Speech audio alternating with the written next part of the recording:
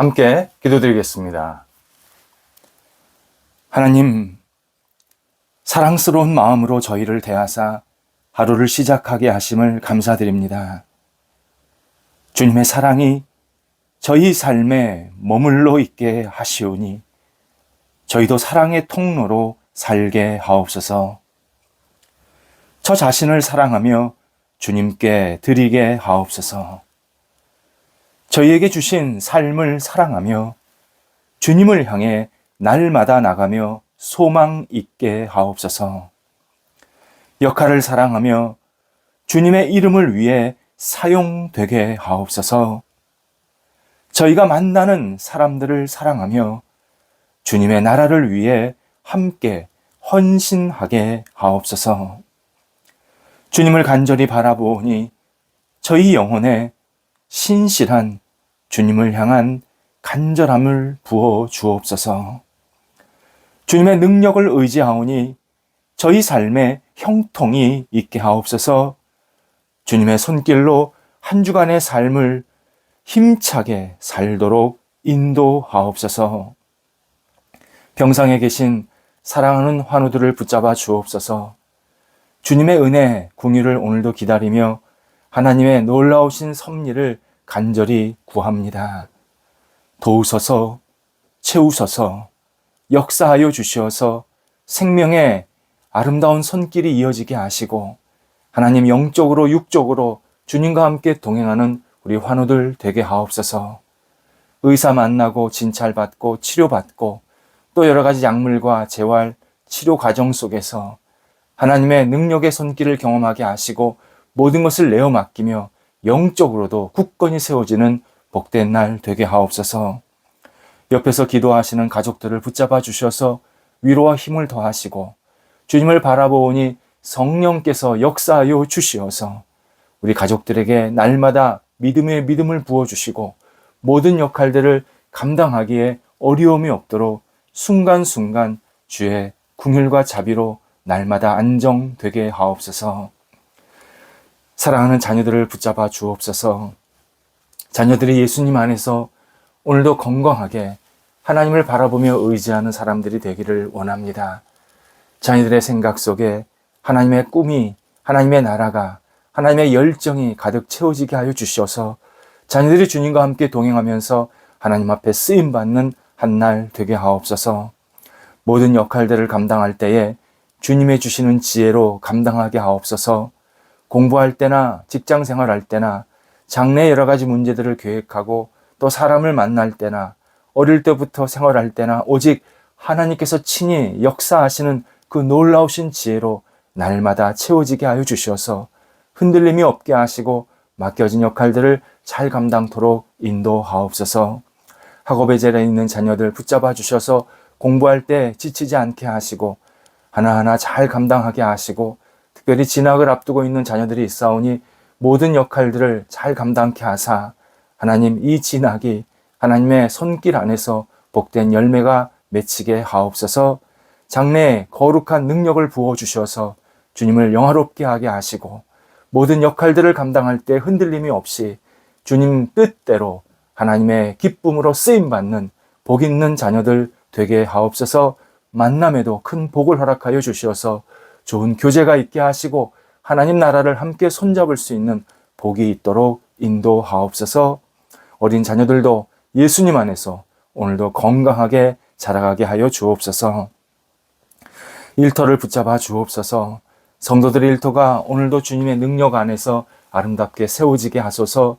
맡겨진 역할을 감당할 때에 하나님께서 주시는 그 능력, 소망 가지고 하나하나 잘 감당하게 하셔서 좋은 결실이 맺히게 하시고 많은 사람들에게 존경과 칭찬받게 하시고 어느 자리에 있든지 하나님의 뜻을 이룰 수 있게 하옵소서. 확장되게 하시고 깊어지게 하시고 준비된 모든 것들이 하나하나 순적하게 잘 진행될 수 있도록 성령께서 이끌어 주옵소서. 거래와 투자를 위해서 계속 기도하오니 시작된 거래 잘 마무리되게 하시고 또 하나님 새롭게 거래와 투자를 생각하는 분들도 계시오니 하나님께서 친히 역사하셔서 좋은 결실들이 맺히게 하옵소서. 새로운 도전 갖고 있는 분들 있습니다. 우리 성도들 하나님이 주시는 비전에 따라서 이 일들을 감당할 때에 하나님의 능력으로 가득 채워지게 하여 주셔서 하나님 도전할 때, 새롭게 일을 시작할 때에 주께서 원하시는 길로 나아가게 하시고 문이 활짝 열리게 하옵소서.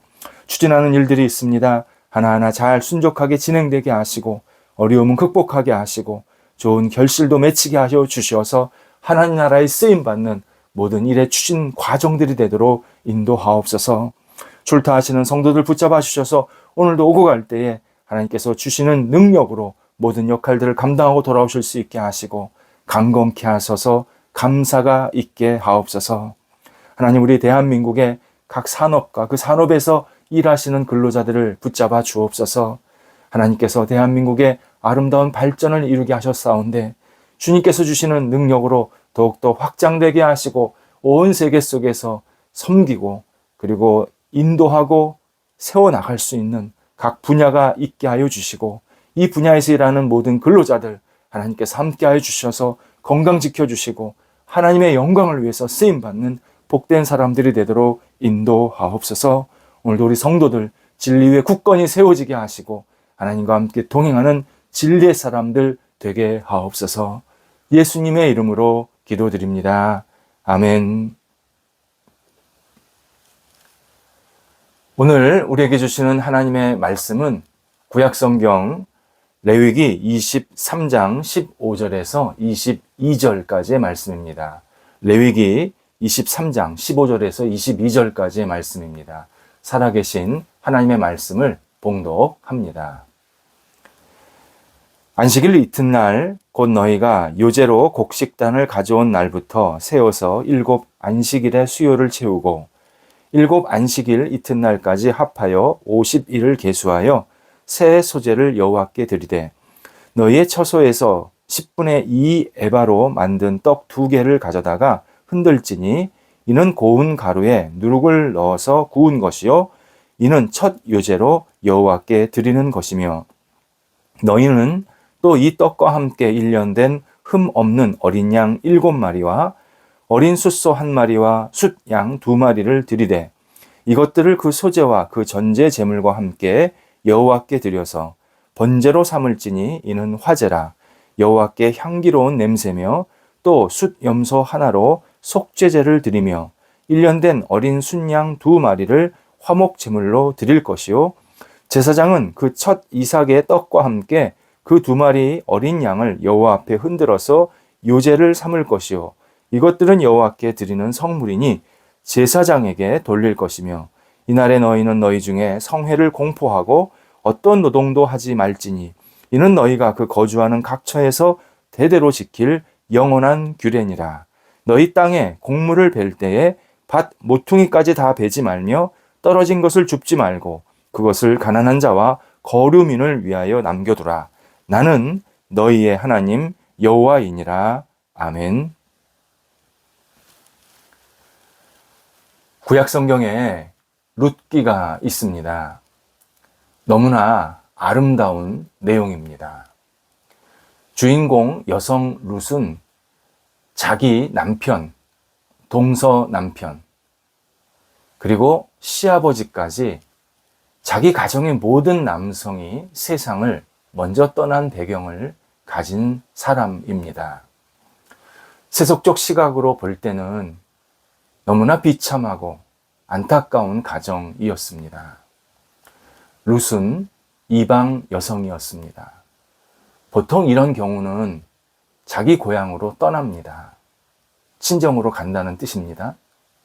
하지만 그는 마지막까지 유대인 집안에서 시어머니 나오미를 지켰고 같이 고생하면서 봉양을 하게 됩니다. 그러던 중에 친척 보아스의 밭에서 일하게 되었습니다.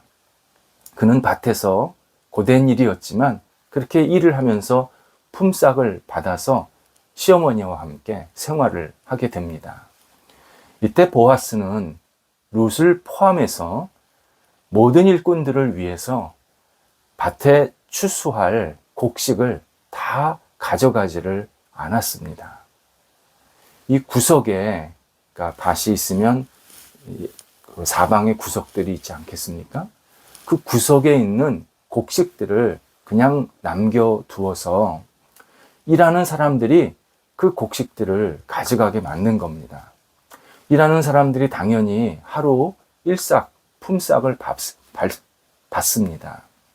하지만 그 받는 것 이외에 밭 구석구석에서 가져가는 곡식이 있게 해서 생활에 많은 도움을 주게 됩니다. 그리고 하나님은 보아스와 룻을 정말 절묘하게 만나게 하시고 결국 결혼하도록 인도하십니다. 둘 사이에 태어난 자녀가 아들이 있는데 오벳입니다. 그 오벳은 다윗의 할아버지였습니다. 그리고 다윗의 후손에서 예수님이 이 땅에 탄생하십니다. 결국 구원자이신 예수님은 가난한 자를 긍휼히 여기며 배려하고 도와준 그 집안 사람들 후손으로서 이 땅에 오셨다라는 의미입니다. 보아스가 이렇게 따뜻한 마음을 갖고 가난하고 어려운 사람을 도와줄 수 있었던 그 근거가 바로 오늘 본문의 말씀입니다. 그러니까 보아스는 젊을 때부터 하나님의 말씀을 자기의 삶 속에서 계속 간직하면서 실천한 것입니다. 이때 오늘 말씀을 실제로 자기 일터에서 실천을 했습니다. 22절에서 하나님은 가난한 자를 배려하고 긍휼히 여기는 마음으로 실질적인 도움을 주는 행동을 하라고 명령하십니다. 추수할 때 가난한 자들을 위해서 땅 모퉁이에 곡식을 남겨두어라. 반드시 이렇게 행하라 명령하십니다. 오늘 말씀을 하신 이 배경이 중요합니다. 바로 앞절, 우리가 읽지는 않았지만요, 바로 앞절에는 이스라엘의 첫 추수를 감사하는 절기, 곧 추수감사절에 대한 규례, 말씀이 나옵니다. 열매가 맺히면 본격적으로 추수하기 전에 주중에 첫 열매를 거두어서 그 주에 돌아오는 안식일에 하나님께 그 열매를 드리면서 감사로 고백하고 예배하라. 이것이 추수감사절의 기본적인 규례, 말씀이었습니다. 그리고 오늘 본문 16절에서는 이제 본격적으로 추수를 하게 되는 거 아닙니까? 이때 50일 이내에 추수를 다 하라는 겁니다. 50일 이내에. 그리고 50일째 되는 날에는 그동안 추수했던 모든 것들을 가지고 아주 정성스럽게 음식들을 만들고 또 다양한 재물을 가지고 하나님께 예배드리라고 명령하십니다. 이 바로 50일째 되는 이 날을 오순절이라고 표현하는 겁니다. 그래서 오순절에 대한 절기 설명입니다. 이 오순절은 추수감사절과 조금 다릅니다. 추수감사절은 첫 열매만 드리면 됐지만 오순절 이 절기 때는 곡식을 정성스럽게 빻아서 빵을 만들고 깨끗한 양, 소, 염소를 잡아서 풍성하게 제물로 드리고 예배를 드리면서 그 남은 것은 주변 사람들과 함께 기쁘게 나눠 먹으라 이렇게 명하십니다. 한마디로 동네 나아가서 민족 전체의 잔칫날로 삼으라. 이것이 바로 오순절이었습니다. 이렇게 말씀으로 끝나면 우리가 열매를 거두었고 우리가 즐겁게 같이 나눠 먹는다. 그러면 다인 줄 알았는데 마지막 22절에서 중요한 말씀을 하나님이 덧붙이신 겁니다. 너희가 열매로 예배를 드리는 날 이 오순절에 너희에게 은혜와 사랑을 베푼 나 여호와를 기억하면서 주변의 어려운 이웃들도 기억하라. 이렇게 말씀을 하십니다. 하나님을 섬기는 마음으로 어려운 이웃들도 섬기라. 이런 뜻입니다. 어려운 이웃들을 위해서 밭의 곡식들을 다 거두지 말고 지나가는 사람이나 가난한 사람이나 배고픈 사람이 보면 그 모퉁이에 있는 곡식을 가져갈 수 있게 남겨라. 그래서 주변의 어려운 이웃들도 같이 먹고 살 수 있도록, 잔치에 참여할 수 있도록, 그들도 함께 기쁨을 나눌 수 있도록 그렇게 너희들이 서로 배려하라 말씀을 하십니다. 그러면서 마지막에 나는 너희의 하나님 여호와이다. 이렇게 마무리를 하십니다. 이 마무리 말, 나는 너희의 하나님 여호와다 라는 이 말씀은요, 하나님도 가난하고 어려운 이웃들을 기억하면서 언제나 그들과 함께 하신다라는 그러한 의미로 이렇게 마무리를 하고 계십니다. 너희도 형편이 어려운 사람들을 긍휼히 여기는 것, 그것은 하나님을 기억하는 것과 같다 라고 마무리를 하신 겁니다. 결국 기독교 신앙에서 어려운 사람들을 생각하는 태도는 윤리적인 일이 아닙니다. 하나님을 믿고 섬기면 그 마음으로 어려운 이웃들도 돕고 섬기게 됩니다. 자연스럽게 그렇게 행동을 합니다. 따라서 하나님을 대하는 우리의 태도는 어려운 사람을 대하는 행동으로 그대로 나타납니다. 아무리 내가 신앙이 좋고 기도 많이 하고 열심히 신앙생활 한다고 한들 어려운 사람을 대하는 태도가 불의하면, 불성실하면 그는 올바른 신앙인이 아니라는 분명한 사실을 우리에게 알려주십니다. 잠언서 14장 31절에서 가난한 자를 학대하는 자는 하나님을 멸시하는 자다. 아주 분명하게 말씀하십니다. 반대로 가난한 자들을 불쌍히 여기는 자는 하나님을 공경, 곧 경외하는 자라고 칭찬을 하십니다. 결국 신앙인이 이 땅에서 가난한 사람들을 무자비하게 냉대하면 하나님을 제대로 믿지 않고 있다라는 대표적인 모습입니다.